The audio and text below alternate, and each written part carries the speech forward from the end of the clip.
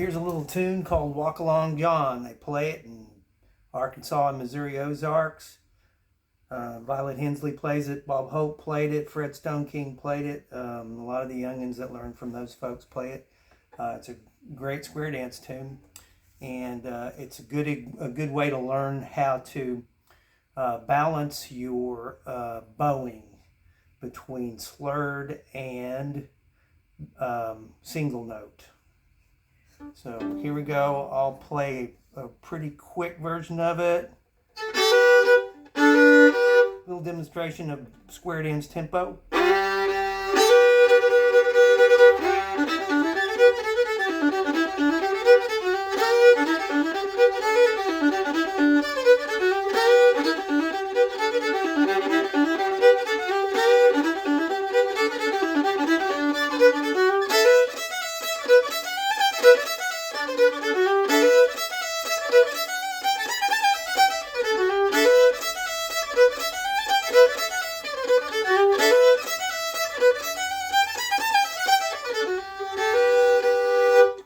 So one of the things that I figured out on my own, and then got a little bit of backup from some other fiddle players that play square dances and things that their teachers said, like David Scribner kind of confirmed what I thought, is on downbeats, as often as possible, it's great to have a down bow because that really gives emphasis to the drive of the tune. So you can get that. So you get that rump right at the beginning of the measure, right at the beginning of the beginning of the first phrase. If you slur notes, it's to help you get back to a spot where you can hit that again, so that you can emphasize. Slurring too many notes, probably slurring more than 3 at a time, can really get in the way of keeping the pulse of a square dance tune.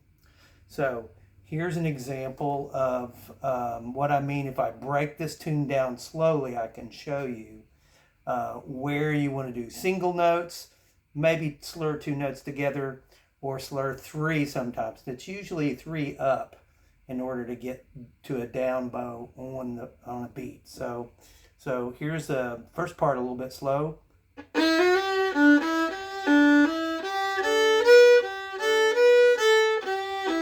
There's 3 notes up, and then you're ready for a down.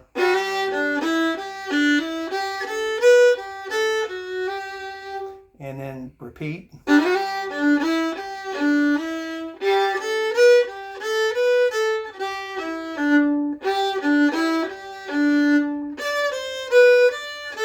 there's an up bow at the end of the phrase, so you can get a new down bow at the beginning of the next part.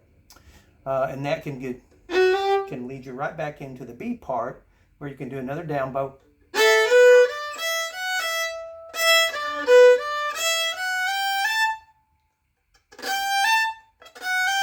That's a 3 notes up.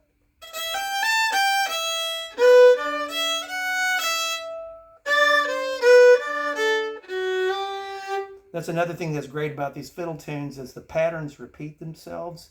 And a tune can sound really great, but be full of repetition of patterns. It can recycle parts, and it can be easy to learn the notes that way. Then you can work on the art of bowing and getting a strong downbeat on the beginnings of phrases. So that would be an example of how I would teach bowing to a student. And Piper picks up on it pretty good. It's one of the things that she really wanted to work on. So if I have a lesson with her, it's not as often as we would like. And sometimes I teach her on the bandstand. And so this way I can teach her quite a few tunes with lots more variations of bowing than you might see in a really standard issue square dance tune. There's also what do you do with a waltz, which is of course very different. Anyway, there is an example of how I might teach a square dance tune. Thanks a lot. We'll see. Hopefully this worked.